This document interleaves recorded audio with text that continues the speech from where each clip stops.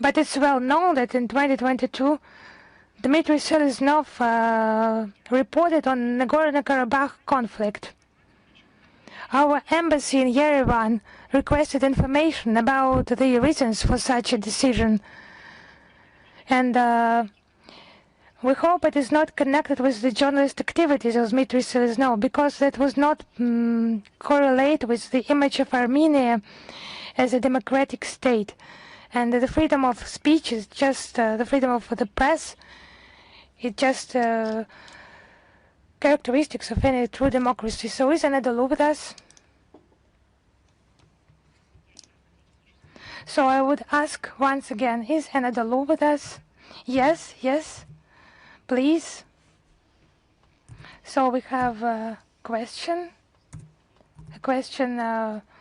about Kiev declaring the renewal of the process of prisoners of war exchange with the mediatorship of Turkey and the United Arab Emirates.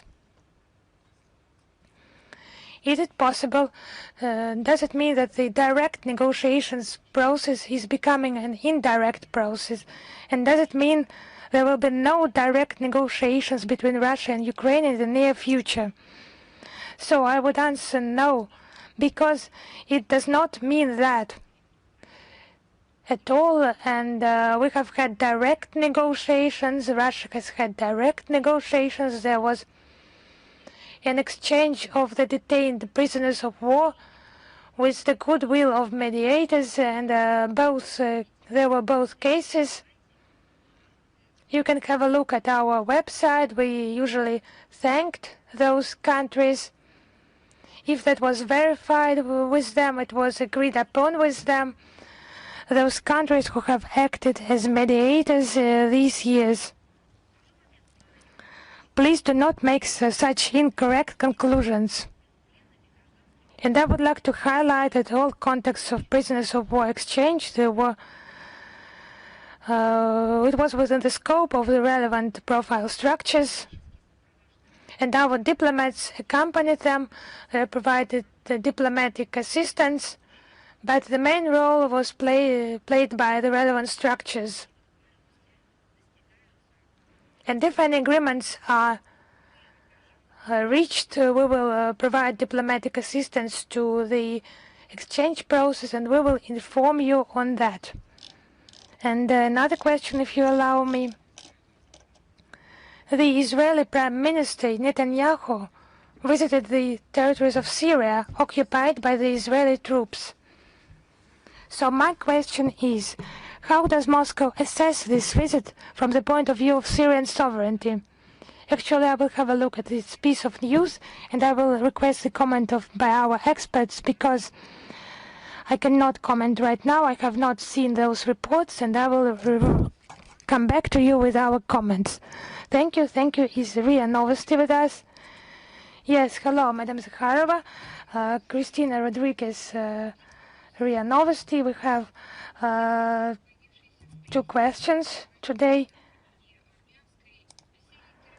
First of all, I would like you to comment a number of interviews published both in Azerbaijani and Armenian media in connection with the 5th anniversary of the end of the Second Karabakh War, including Russia's role in the events of that time.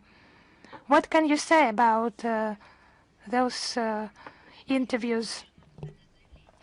Actually, we have also published something on that. On the 7th of November, there was a statement published on our ministry website on the 5th anniversary of signing the ceasefire agreement between Azerbaijan and Armenia. Our position is open. It is consistent. We actually comment this issue during our briefings. We have commented on that many times during our briefings. And I would remind you that thanks to the personal efforts by our President Vladimir Putin, we have restored, we have stopped the bloodshed in Nagorno-Karabakh in 2020 and 2023. those agreements are still relevant, and they form a roadmap between Baku and Yerevan. And we are ready to cooperate with our partners to assist them in finding the mutually acceptable solutions. Second question, destructive policy of the West in the South Caucasus, particularly it's about Georgia and Armenia. Moldova and Ukraine are held up by the EU as role models for accession as candidate for EU membership. How would you comment on that? So Ukraine and Moldova can be held up as examples only to those who you hate. It's only possible in that case if they hate them. But that's a fact, actually. Just have a look what they are doing with Georgia under hypocritical pretexts. It's about alleged protection of democracy. They are trying to engage them in their political games. Is that consistent desire? So threats have just become commonplace in the region. It's about sanctions and blackmail of the total people.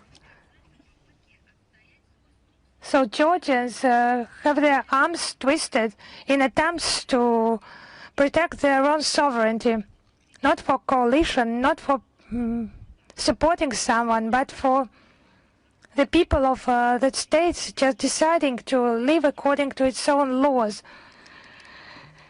in their own country. It's just obvious that the will of citizens, it could just mean anything for the EU members only when its outcome allows to make a pawn out of a country in a bigger game.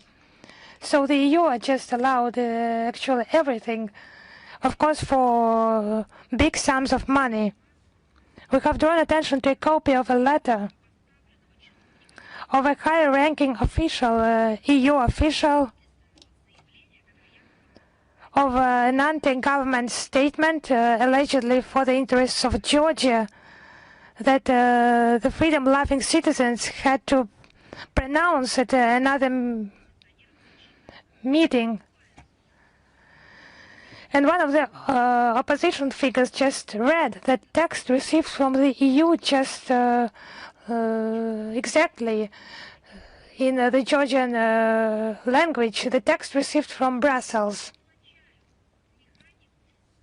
So they just reveal the mechanics of the EU members in other states. They do not have any right for that. So there is, in conclusion, the more concessions a country makes to the West, the more the Western appetite grows. So as for Armenia, it's heavily supplied with grants, with promises. Russophobia is cultivated. Now it's observation, but actually it's intelligence mission in Armenia. They engage the republic into its own political military orbit. They want to destroy the multi-century friendship of Russian and Armenian people.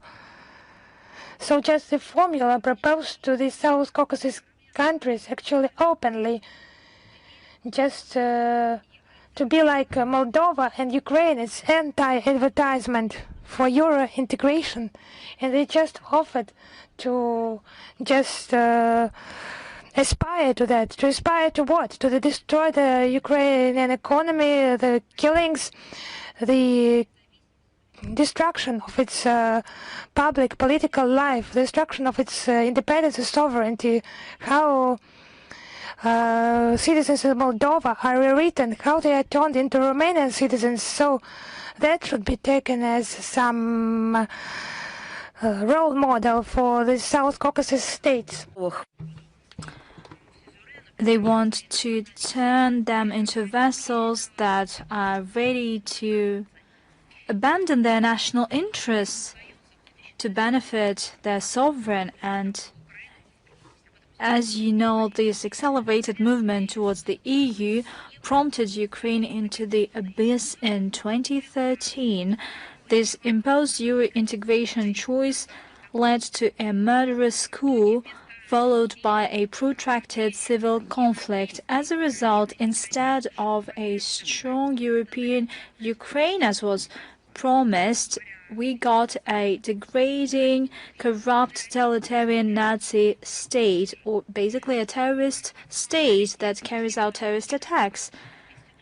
In Moldova, they enshrined the irreversible European course in 2024 in their constitution, and this gave a green light to Brussels to engage even further with the republic, to enslave it. And you know what it will all end up with? They will not invest in the economy and education. They will destroy Moldova from within. Despite the constitutionally enshrined neutrality of Moldova, they introduce it into Euro-Atlantic mechanisms and militarization. As a result, the republic is turning into a home front to provide for the criminal Kiev regime. We should not talk about the economic breakthrough of Moldova. The statistics is real.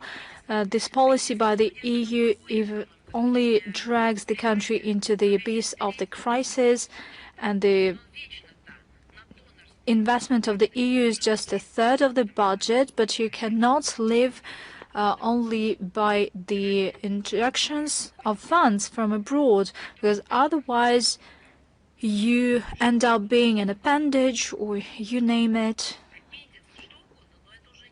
It's not an independent unit.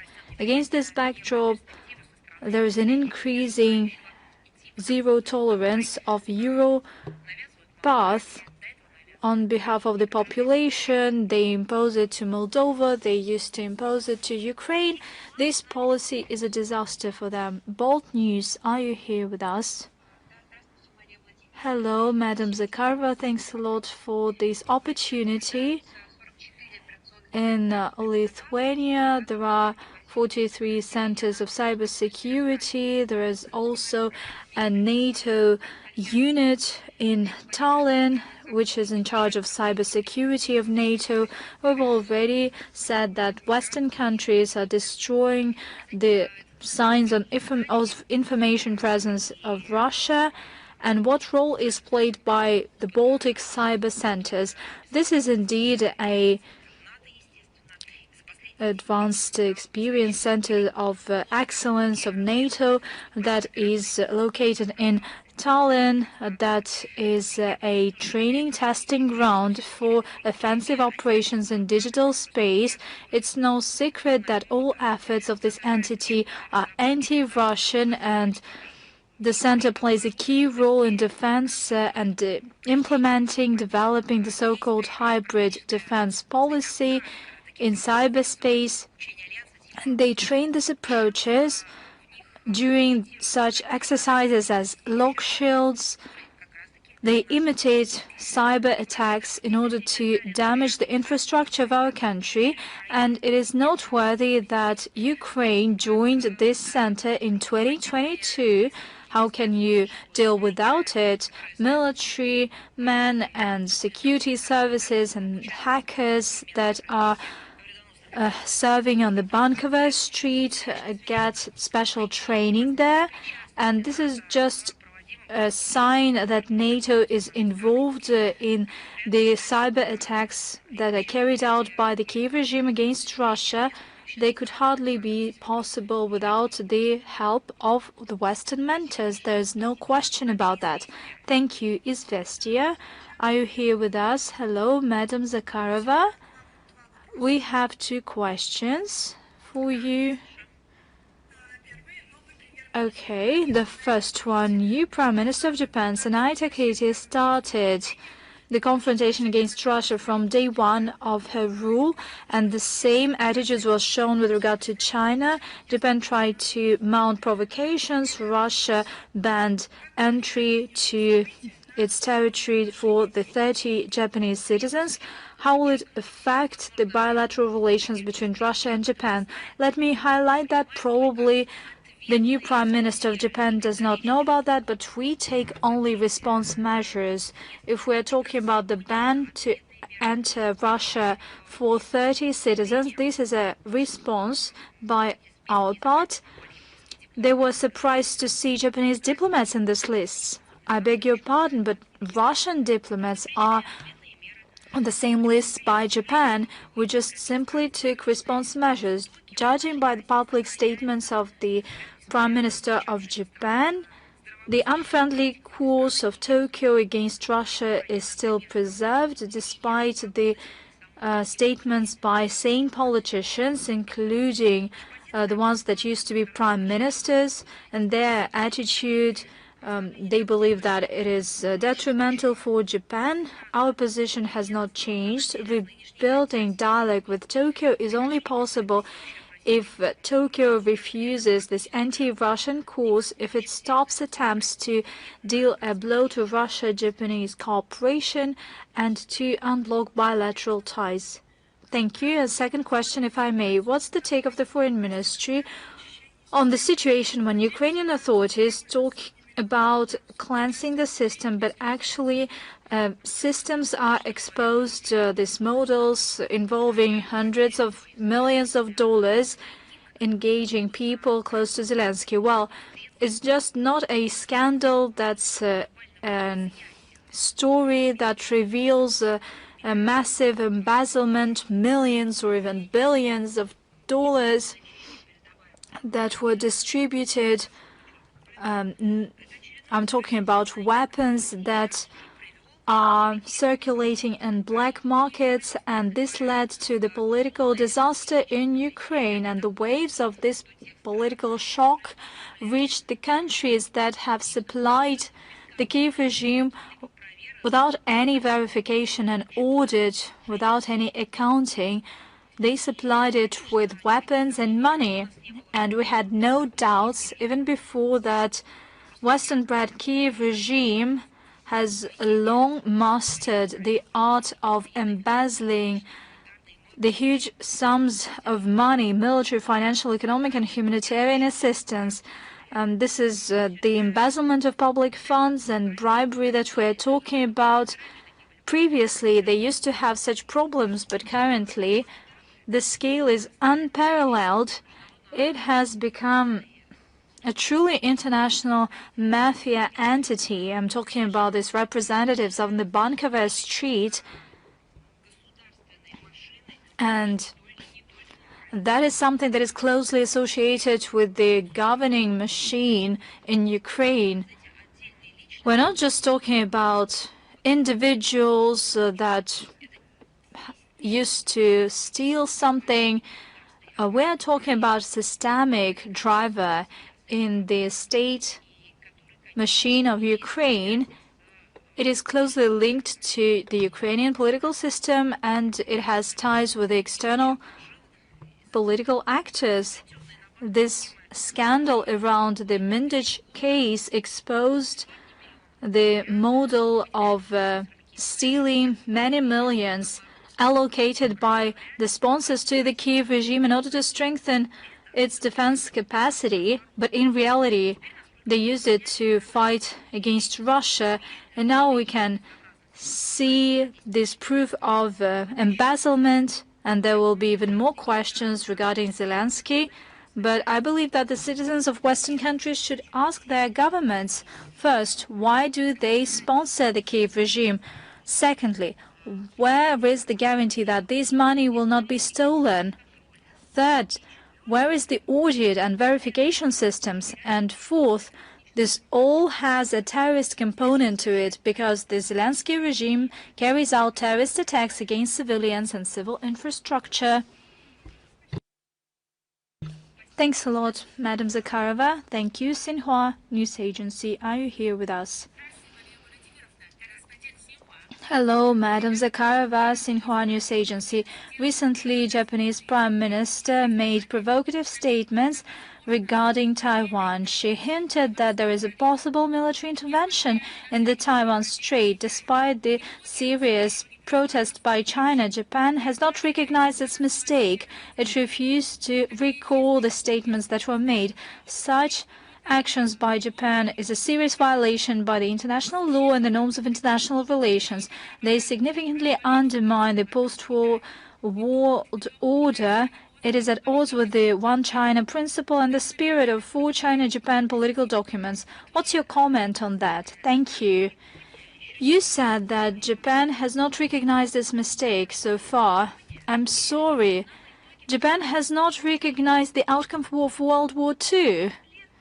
80 years have passed. Japan still cannot recognize the outcome of World War II enshrined in the international law.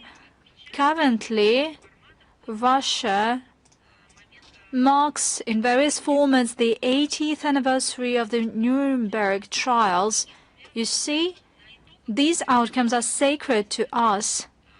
Building upon these outcomes, we developed the international law in many aspects. Many notions were formed for the first time there. 80 years on, Japan not just celebrates this date and has some awareness events. It is not willing to recognize all of it, and it's not because it recognizes the outcome of trials that took place in the Far East. Not at all. It does not recognize the outcome of World War II at all whatsoever. And you say that it does not recognize the modern mistakes. Just count 80 years from these mistakes, and we'll see in 80 years' times whether it recognizes these mistakes. We see that lately the Taiwan topic is actively discussed in the international media space, and it has to do with twisting of facts and reality that has nothing to do with the current state of affairs. A number of countries loudly claim their commitment to the One China principle. At the same time, they fuel tension in the Taiwan Strait.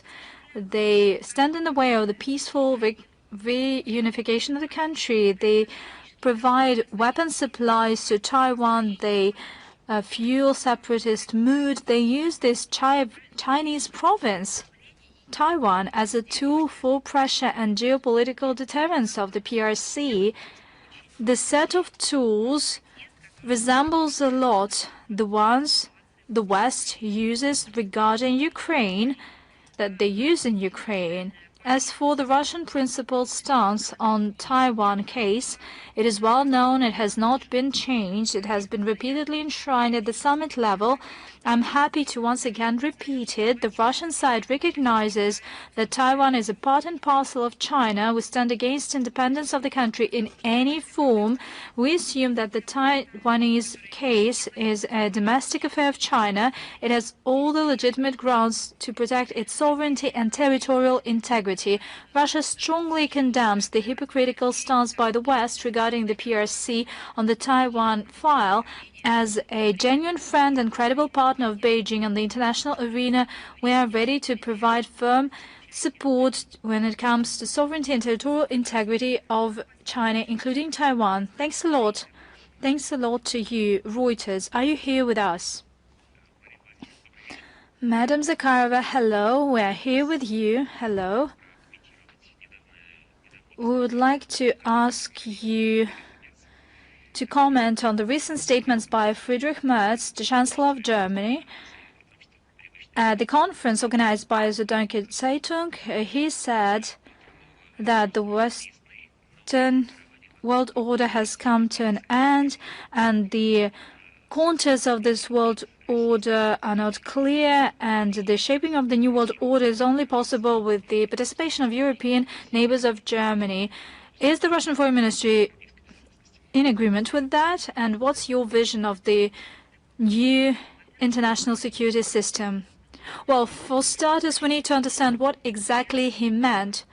What did he mean by saying that the ordinary, habitual state of affairs has come to an end? If we're talking about the UN-led international world order that is based on the main principles of the United Nations Charter, then we can say that it's not that it is coming to an end or might come to an end. It's that they have done their utmost to dismantle it. If we are talking about this habitual order, that is the order that's been shaped by the West to segregate people, to divide people into those who are entitled to have rights and freedoms, and the ones who can be exploited and used by all means. In this case, he should delve on that matter. Maybe he should seek repentance for this 100 years of ideology and say that, well, they refuse and reject this ideology. I would not dispute with him or agree with him or disagree. I believe that he needs to specify what exactly he meant. At the same time, we have our own opinion.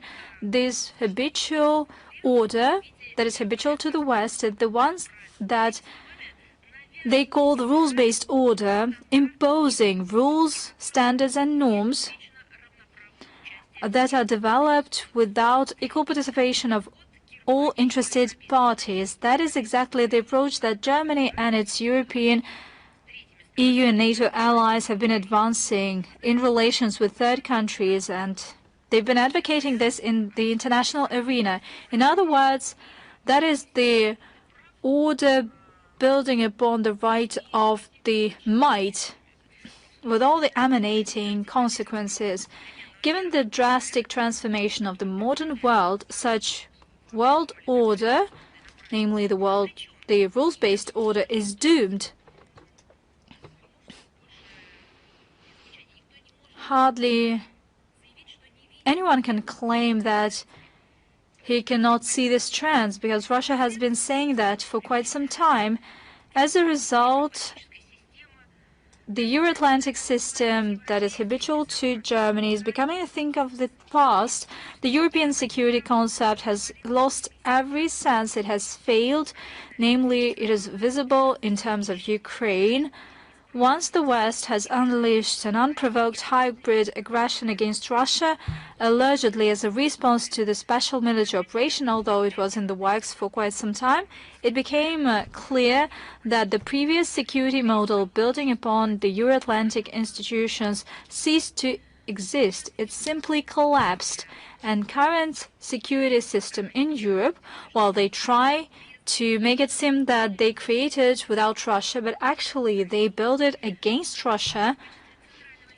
And the central element to that, as they see it, is the entirely hostile NATO bloc, hostile towards Russia, because this was the initial goal when it was first developed. That was stated by Friedrich Merz. At the same time, they accelerate the militarization of the EU, and there are bold statements that are made that soon there will be a big war against Russia.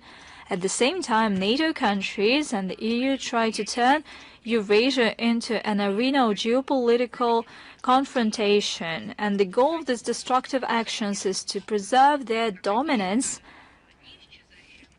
as they believe that it is everlasting, but we believe that it has already faded away. And against this backdrop, Russia believes that our strategic framework and guideline is to shape a flexible and sustainable architecture of equal and indivisible security and cooperation in Eurasia that would fit modern challenges. That is the initiative proposed by President Putin of Russia. The all-Eurasian continental approach provides for account for legitimate aspirations of all Eurasian states and building upon the fair balance of these aspirations. That is the idea behind Russia-Belarus idea of the European Charter of Diversity and Multipolarity in the 21st century. That is to outline the principles of interstate communication and security. As you know, Sergei Lavrov, Foreign Minister Lavrov, came up with these proposals at the third Minsk Conference on Eurasian Security. We will definitely provide you with the link, and we're also talking about other materials that you can study in the section Eurasian Security. We'll provide you with the link. So if we have a broader look, Russia has a clear idea of the image of the future in the concept of foreign policy of the Russian Federation as the framework task of forming a multipolar world order and its desirable parameters.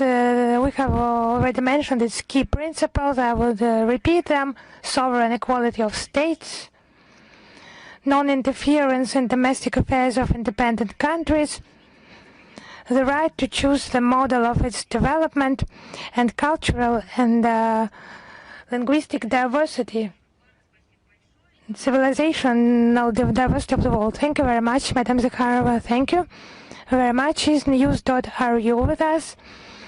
Yes, news.ru is with you. We have two questions. The first one, just a second. Trump has supported the idea of sanctions against the trade partners of Russia. So far it have been statements, but how would Moscow react if such statements become a practice? So we have repeatedly stated that we comment on specific facts. Rhetoric can change even now in the United States of America, especially now. But it's about the harmful nature of illegitimate restrictive measures for the entire world economy and the prosperity of the countries themselves, the countries we qualify as sanctions aggressors, is becoming more and more evident with time, and it's just hostile policy towards our country. In the American establishment, there are still many people who count on the detained effect of the restrictions against us. They count on the results with the work with the third countries, on countering Russia, tightening the sanctions regime against Russia, and then face the denial of the hegemonist aspirations, but actually they do not see the reality. We have just been taught not only to survive, but to live and to develop. On multiple occasions, we have noted that it's just harmful for them, this denial of the reality, just to rest on the laurels that have already disappeared, to count on their dominant positions and just ignoring the interests of those who surround them, ignoring the situation in the world. It's just misguiding for them. The growing number of players who base on different models of development, countries, political figures and journalists, is just disgusting for them. Those calls not to buy something from Russia and to buy something from someone else. You just imagine, you go to a shop, you need a specific list of products. You know that a certain supplier is in the shop and you have actually a discount, and when someone from some corner, from some loudspeaker, they are crying out loud, just put this pack back, do not touch it. At the payment cashier point, you will just be made to leave this product, and we will provide you our own products, but it will be even more expensive, much more expensive. It's not just total control, it's total idiotism that is imposed under the disguise of some scientific, technical progress, democracy and so on. Actually, Orwell describes this as dictatorship, as totalitarian system. But it was just presented as a system that is not so hypocritical. It just did not conceal, it did not disguise itself as some other things. It did not conceal its true aspirations. But now it's more complicated. As totalitarian practices, they are disguised as some liberalist practices, and it's not all. because American dictatorship, it just speeds up the processes of diversification, reforming of production change, and currency reforms and reforms of payments. So just disruption of dollar payment. They're just prohibiting themselves to use dollar and some payment systems. It has become commonplace for them, but it's a flagrant violation of international law, because our country is a major exporter of the products and the energy resources much in demand globally.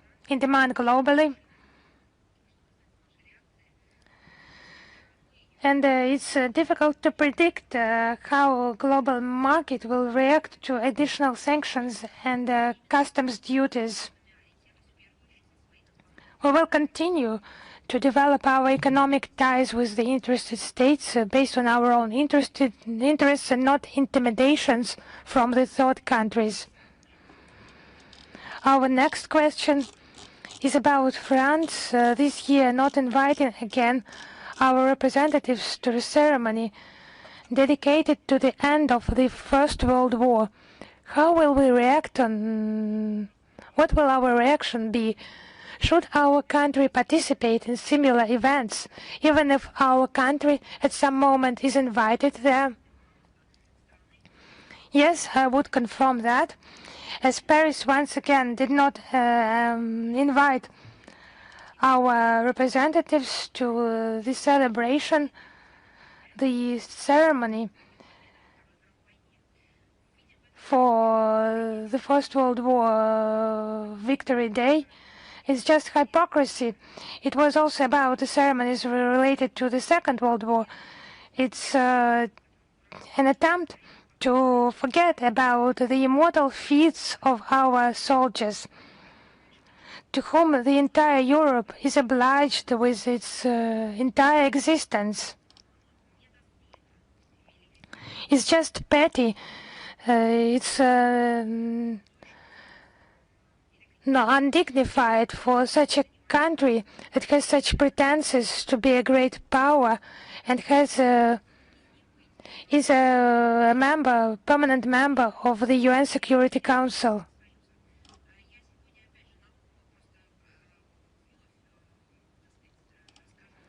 It's just an attempt to forget about the role of the Soviet Union.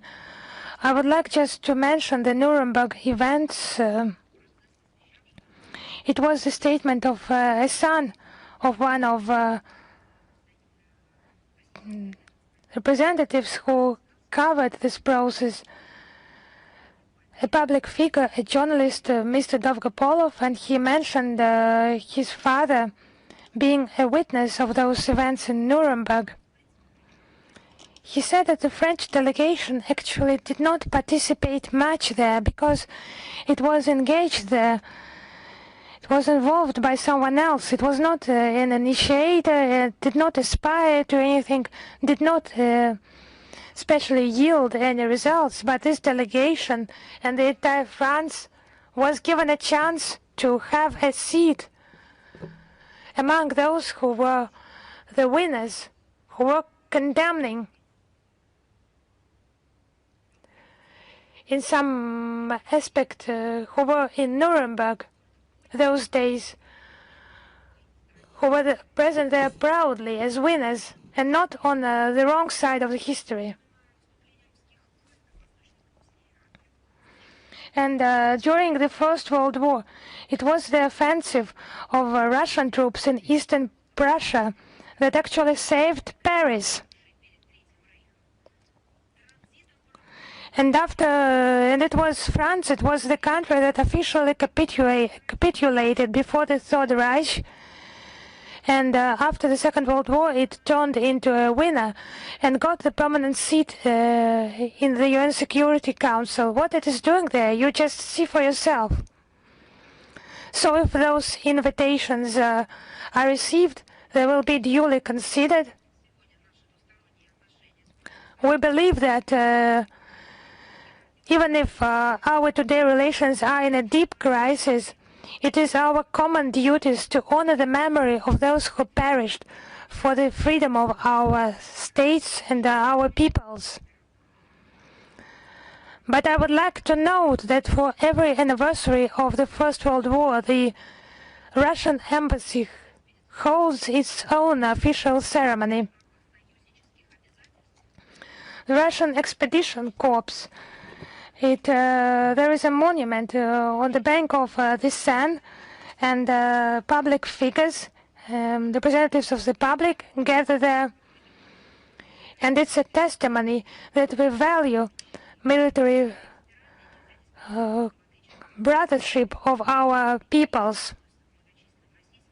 And citizens of France, they treat carefully Soviet graves and memorials. And the French authorities duly keep the Russian burials and cooperate on the identification of the remains of Russian soldiers. Thank you very much for your response, for your reply. Is China Media Cooperation with us?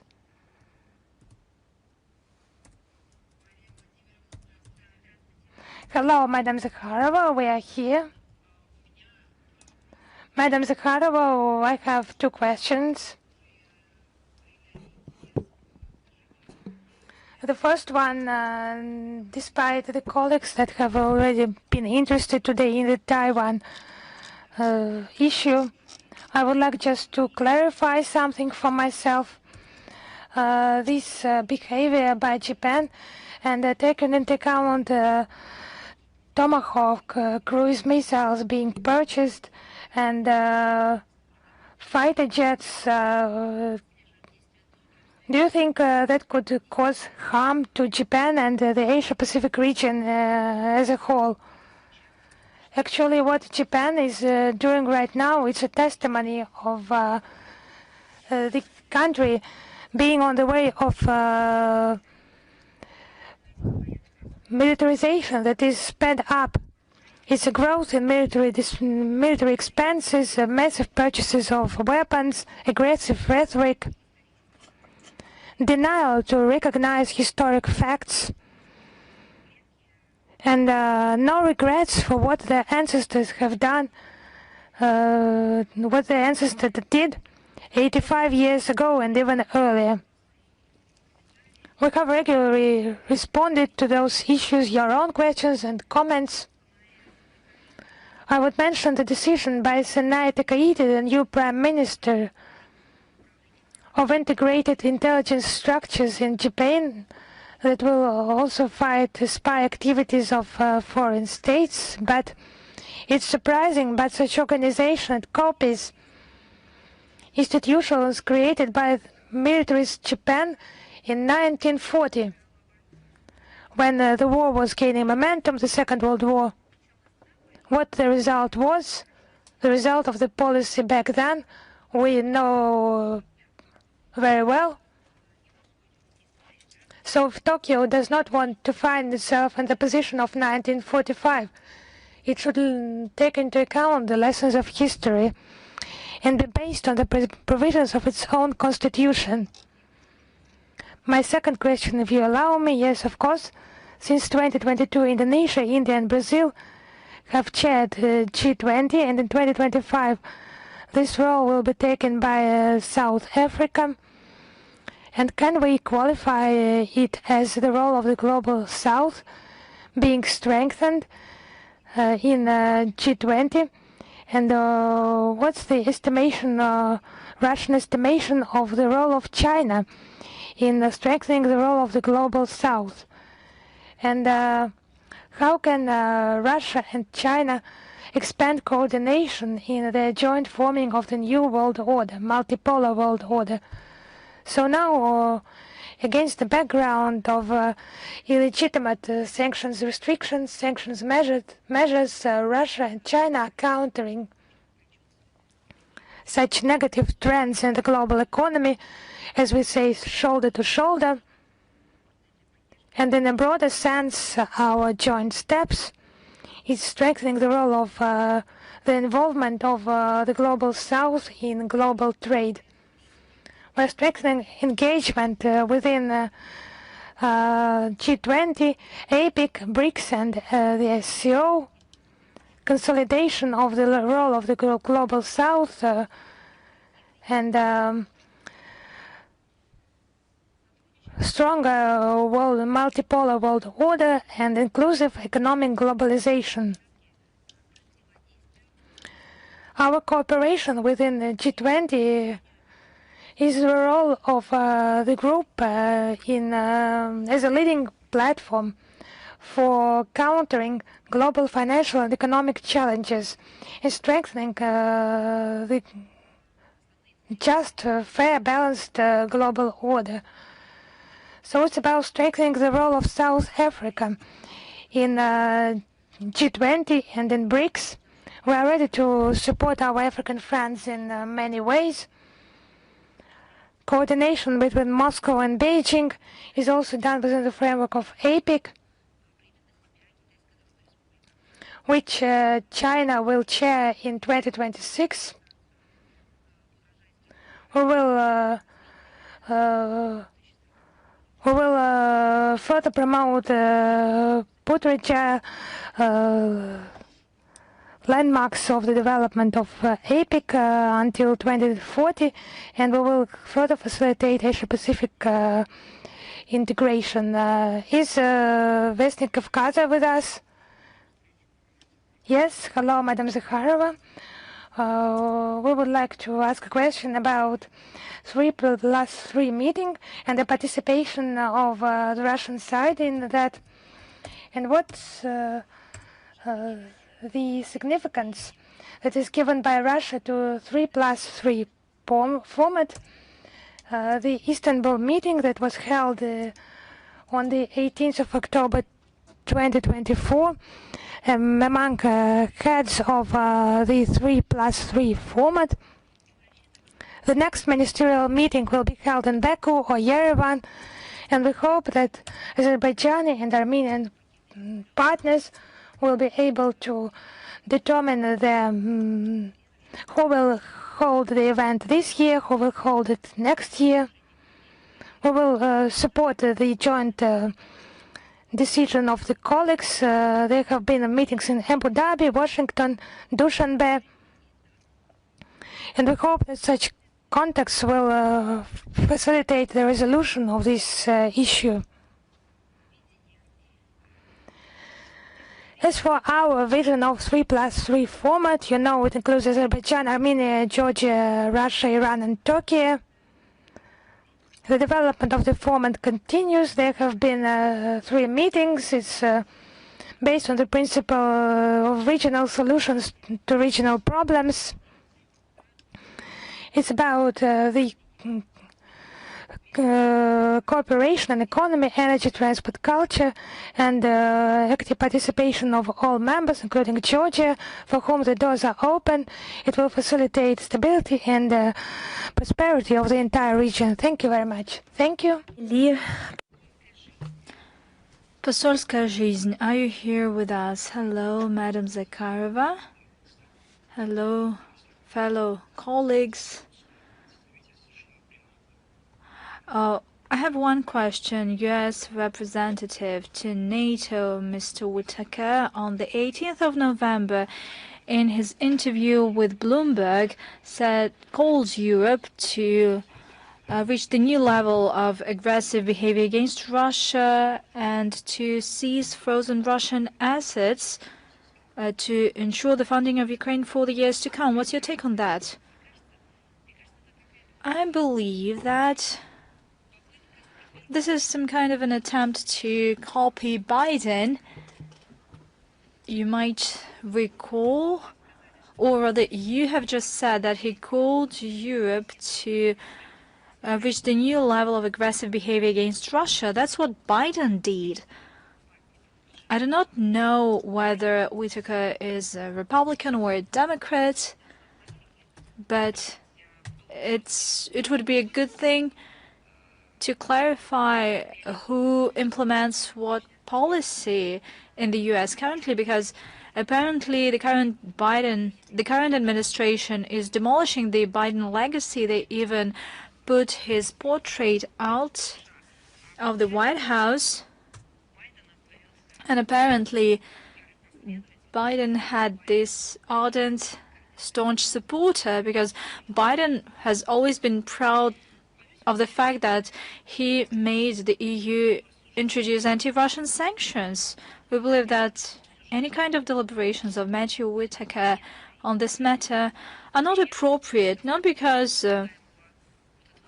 this narrative is criminal and detrimental, but clearly he doesn't have enough competence and mandate to give advice to any states, although we're not surprised at the level of cynicism and duality in the West, the way they speculate on this topic, the way they interpret or ignore the UN Charter and other international legal norms, including the provisions on sovereign immunity and immunity of assets of central banks and other assets, state assets. Washington representatives push other Western representatives, especially Europeans, so that they would launch an illegitimate chain reaction for seizing Russian state assets, which is just stealing. By doing so, they putting the whole brunt of negative economic, legal, reputation costs on the Europeans. And we're talking about financial costs primarily, as they go full on. At the same time, they are minimizing the repercussions. They do not tell them about the repercussions. They are keeping silent about them. They don't even talk about the clearly destabilizing effect for the dollar financial system, and experts said a lot about that already.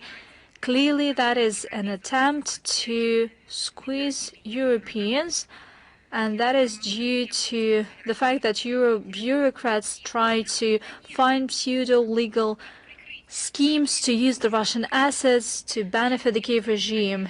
Initially, they tried to confine themselves to seize Russian assets and to reinvest our assets. Now they are seriously talking about confiscating the assets per se, and they clearly recognize that they do not have money to fund the Zelensky gang, and nobody intends to borrow money for the new round of assistance. At the same time, we see that not everyone in the EU is ready to opt for this crime. They are scared of the associated risks. They will be detrimental. If they still decide to seize these assets, they will be the first to respond for the repercussions. This will be a heavy blow for the Eurozone and the investment climate in the EU member states. Europe is swiftly losing its competitive edge, and it will be no longer considered as a safe haven for financial assets. It will lose trust ultimately, and there is no legal way of seizing Russian assets. Such actions, according to any legal system, is an outright robbery and classical theft. All potential culprits and instigators should think twice before opting for such reckless and clearly criminal actions that will definitely be punished. Thank you. Viralk, are you here with us? Hello, Madam Zakharova. Hello. The Commission on Regulating Public Services of Armenia deprived the electric networks of Armenia of license despite the ruling of the International Arbitration in Stockholm. What's your take on these actions by the Armenian authorities against a company with Russian capital? We closely follow the developments around the electric networks of Armenia and Samuel Karapetyan. The protection of interests of Russian business abroad is one of our utmost priorities. Moscow and Yerevan have established intergovernmental channels to discuss such issues. As for the company per se, let me note that over the past 20 years, the electric network of Armenia has been the leading stakeholder at the Armenian energy market. It provided jobs for 200,000 citizens. It paid taxes duly. Let me remind you that 10 years ago, Samuel Karapetyan became the leader of the company, and he paid out of his pocket, together with the government of Armenia, to make up for the gap due to the increased energy tariffs for the population and small business. Just to give you an example, from 2017 to 2023, to update infrastructure, the company spent almost $700 million.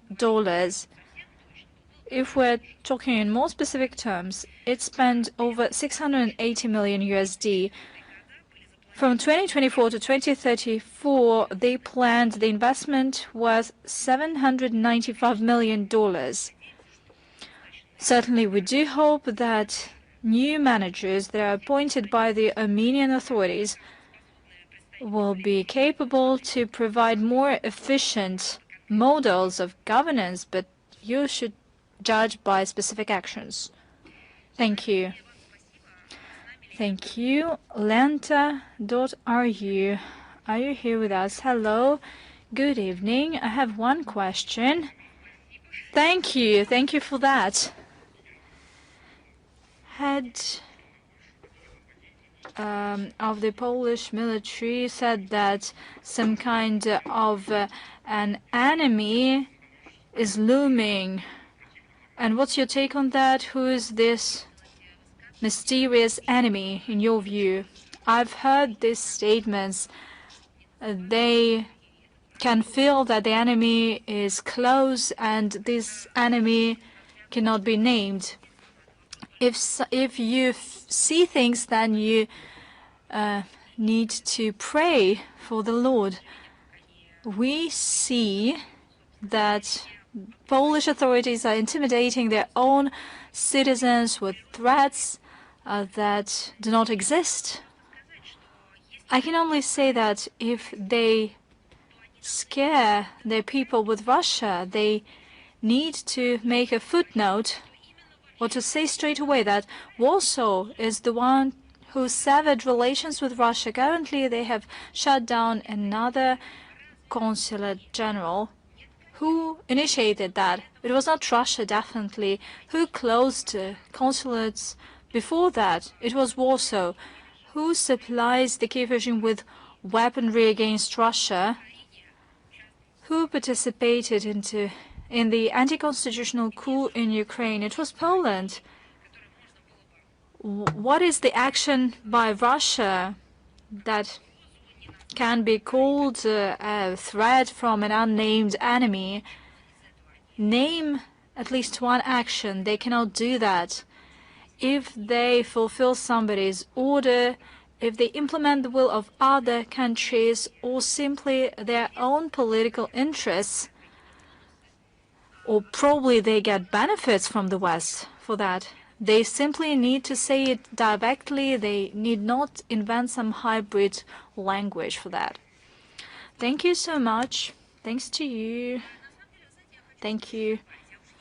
I would like to add, since we're talking about real enemies of Poland, there are real Poland enemies indeed, and these are those who drive a wedge between Poland and their neighbors. the ones who create this belt of instability around Poland as they fuel contacts on the European continent. The real enemies of Poland are those who do not let Poland use the resources of neighboring countries to trade with neighboring countries, to actively develop the markets, import markets and export markets, to develop their cooperation, industrial cooperation. These are real enemies of Poland. Those who do their utmost to deprive the European continent from common, indivisible security in order to push Western Europe against Central Europe ad infinitum and against the eastern part of Eurasia, so that Eurasia would not be brought together within the common cooperation. And these are real enemies of Poland and of the Polish people. They should definitely find and search for them inside their society and outside them. I named them, unlike the head of the Polish General Staff, General Kukula. Голос Отечества, are you here with us? Hello, Madam Zakharova, we are here with you, Anastasia Abramova. We have two questions today. The first goes as follows. The European Commission started shaping a new intelligence unit that will be under direct supervision of Ursula von der Leyen in order to strengthen the security of the European Union, but the initiative already raises questions among the European Foreign Policy Agency. It is concerned that the functions could be duplicated.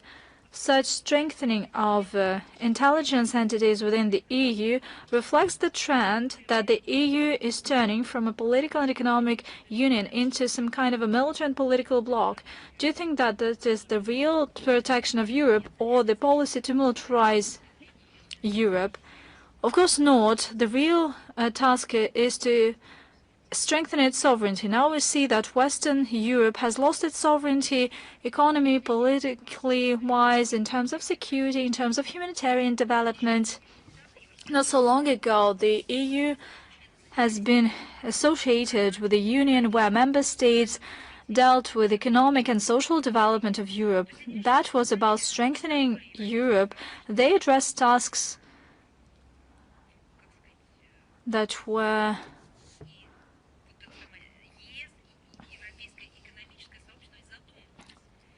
the cornerstone tasks for the European Union, and not the kind of tasks that were developed as allegedly their own path. Today, the EU leadership is obsessed with political issues and aggressive means to put them into practice. We're talking about the militarization of key institutions and industrial capabilities, turning the EU into a military and political bloc or an economic unit of NATO.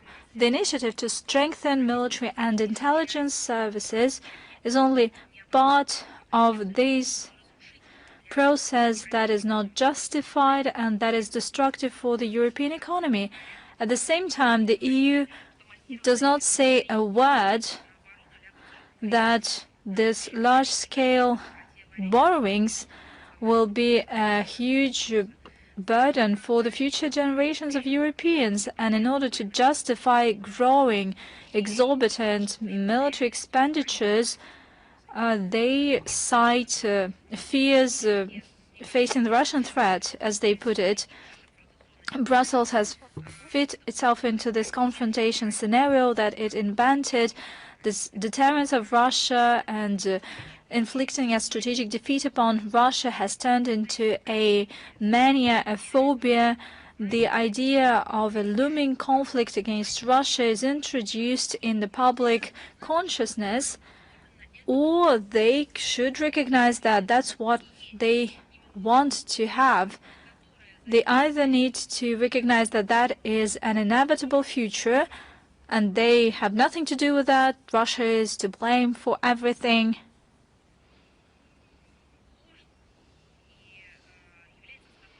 And they should recognize that that is a lie.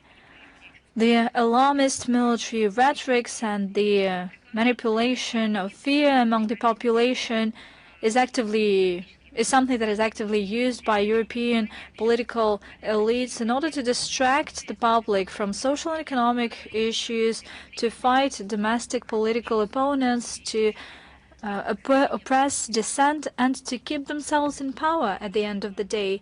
Thank you for your answer. And the second question, if I may, what's your take on Russia-Greek relations at this stage in time, given the following fact? Prime Minister of Greece, Kyriakos Mitsotakis, and Zelensky, who came recently to Athens, discussed cooperation in defense and agreed to cooperate in the development and the use of naval drones.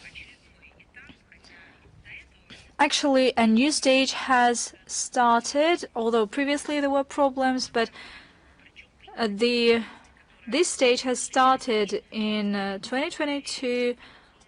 The Greek government pursues a confrontational course against Russia. Just to give you an example, Athens were the first to send weapons and munitions to Ukraine, and the Ukrainian armed forces use it daily against civilians in Donbas, Zaporozhye, Kherson region, Crimea, and other regions of our country, despite the fact that for many centuries the Greek diaspora has been living there.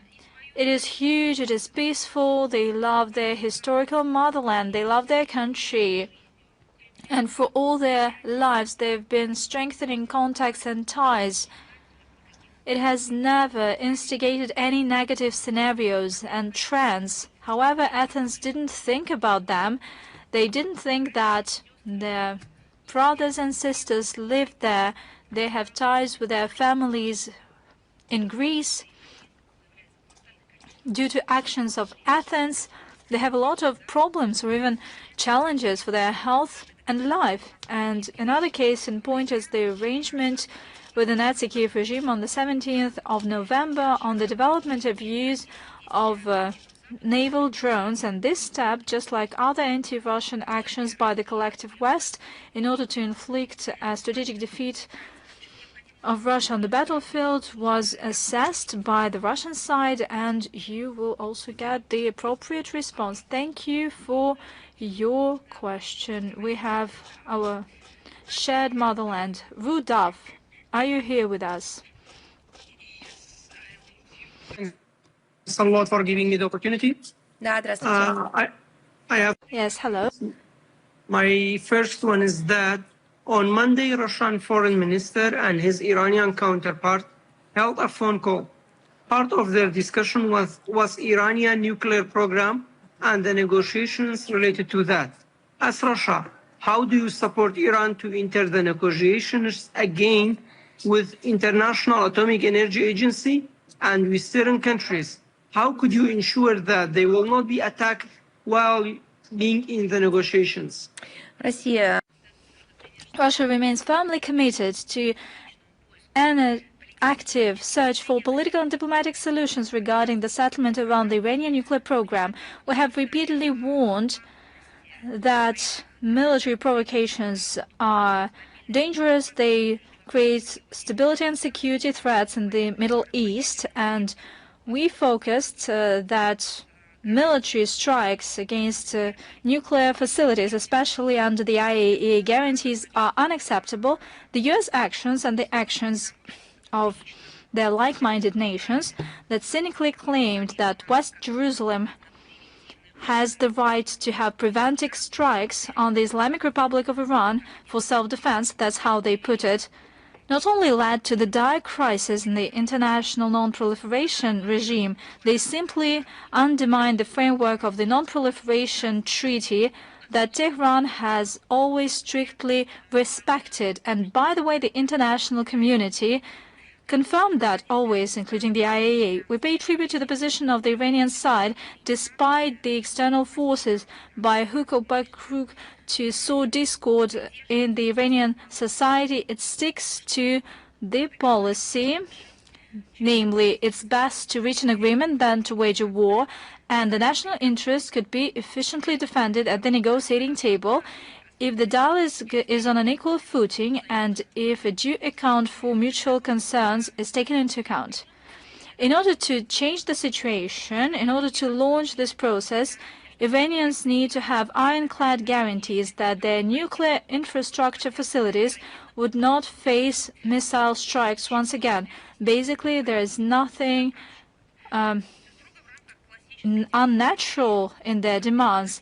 Everything falls within the classic diplomacy framework, and you can use it in a constructive way if Western colleagues are committed to constructive political work. The Western countries should get rid of the language of sanctions, ultimatums, destructions. They get back to diplomacy, and building upon that, they should reach an agreement to overcome any suspicions regarding the Iranian nuclear program, paying due respect for the international law and including the right of Iran to enrich uranium under international control.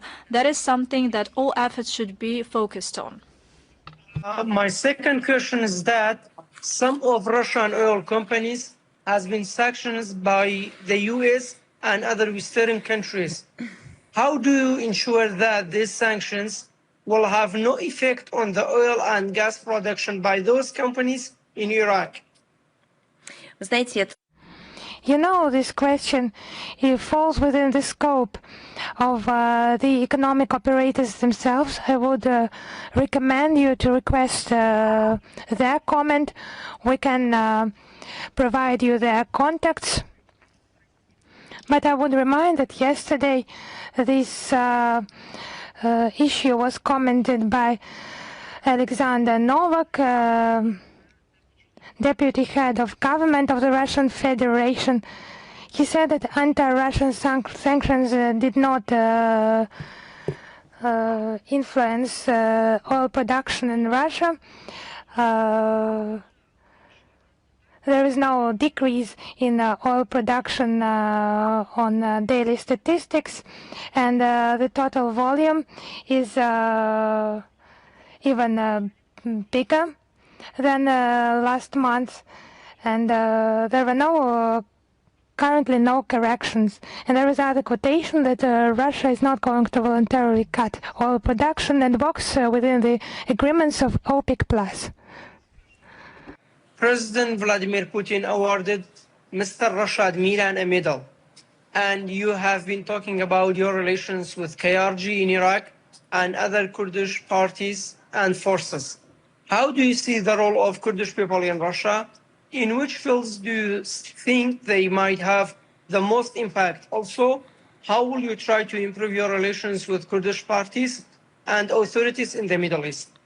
4 ноября, как вы знаете, в ходе традиционной...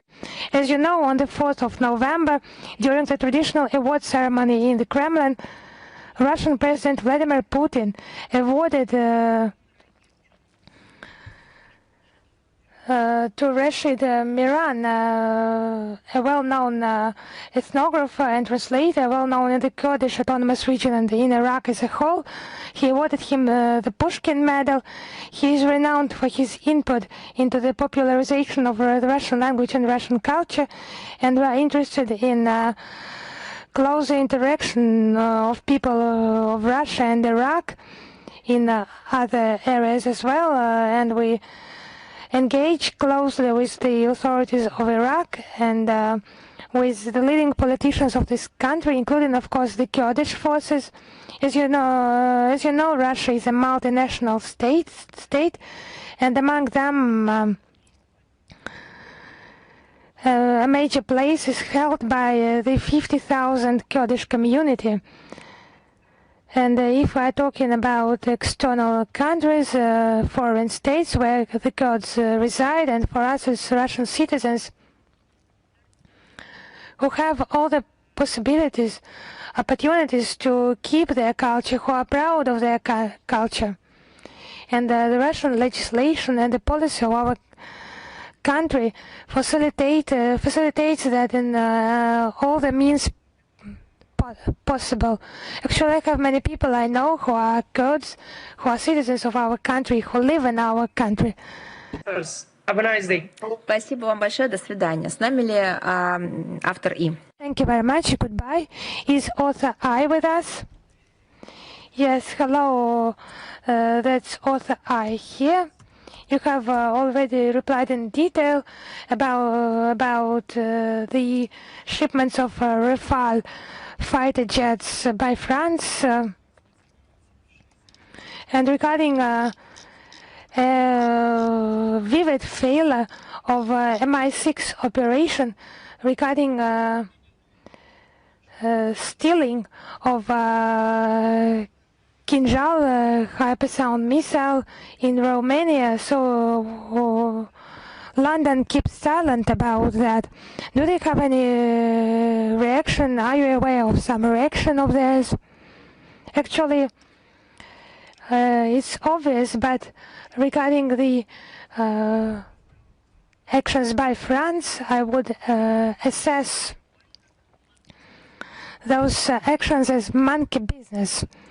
Those promises to ship hundreds, as they say, Rafale fighter jets. So if you translate it into Russian, it's some emptiness.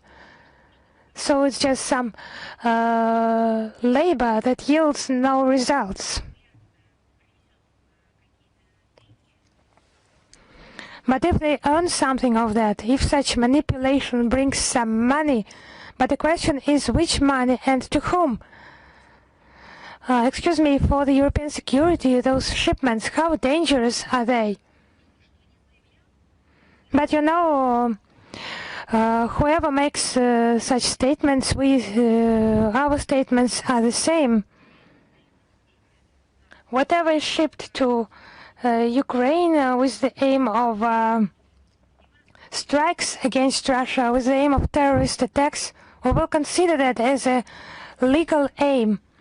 We have already conveyed this information. They have understood that, and they observe this based on the example of their tanks, of their drones, and the other weapons they ship.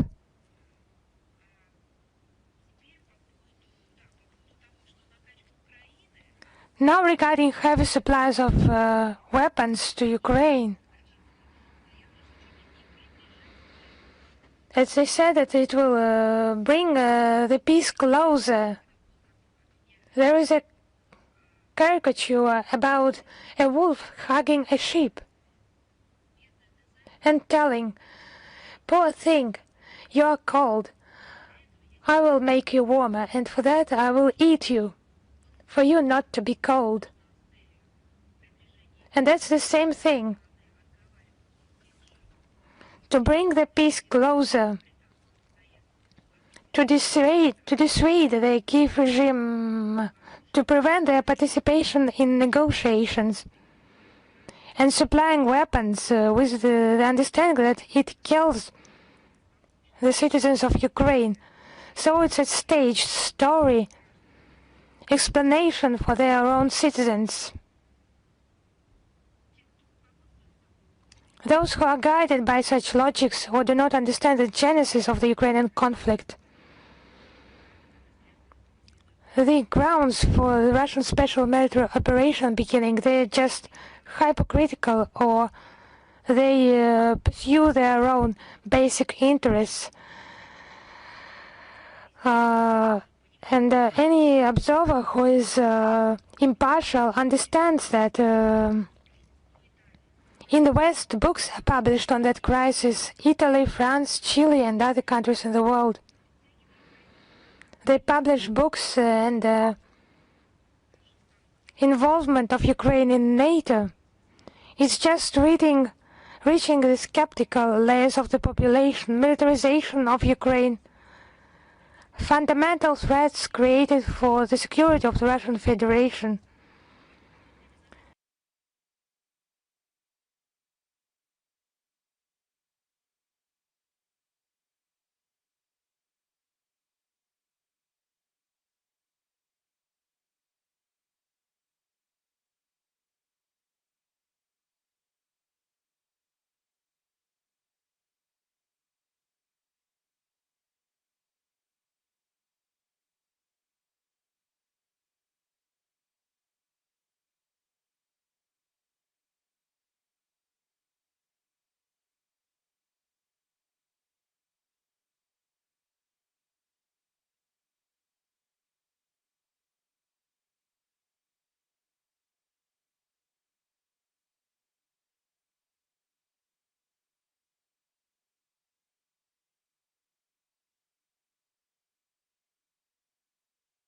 And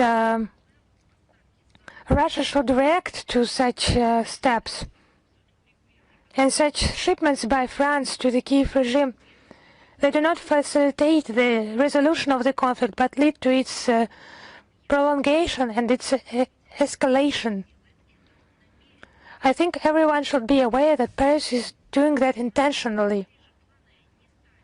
The plans announced in Paris have not become unexpected for us. We have long been convinced that France is one of the main parties behind this conflict. There are attempts of intimidation by the French authorities and the so-called coalition of the willing. In recent days, there have been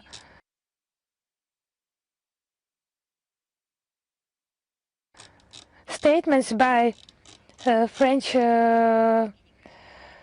Defense Minister Catherine Vautrin, the head of the General Staff Fabien Mandon, and the head of intelligence Nicolas Lerner. Its involvement of more and more military contingents in preparations on the eastern flank of NATO. So if it's for some defense purposes, it's not convincing. They are not hiding their plans to impose a strategic defeat on Russia. What defense are they talking about as they are attacking themselves? So do you have any other questions? It's about London.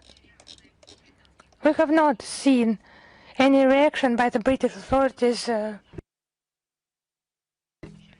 through any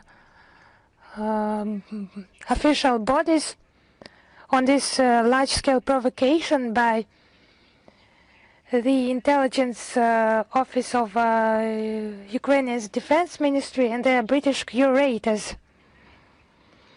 But it's traditional for the British to abstain from comments on the topics that are not convenient for them. There are no requests by Bloomberg, no comments by the BBC. It's not heard by them, it's not interesting for them, because it's obvious failure of British special services. It's not convenient for them, obviously, to comment upon their harmful activities, just pushing towards a new dangerous age, leading to another global conflict.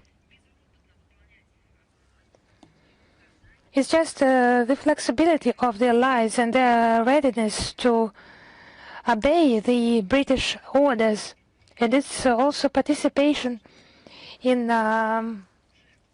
harmful activities and London actually made sacrifices for their geopolitical interests. And this gentleman-like approach, they will sacrifice them as well when British strategy makers will need that. Europe needs to become an adult, to make conclusions, and to stop believing in some invented Russian threats, because that's promoted by Russophobic technologists, political technologists in Britain itself. Thank you very much. Thank you. If you have no other questions. Actually, we have spent 3 hours together. Goodbye to you all. Until next time, I wish you all the best. Have a good weekend. Thank you. Thank you. We will walk tomorrow. Thank you.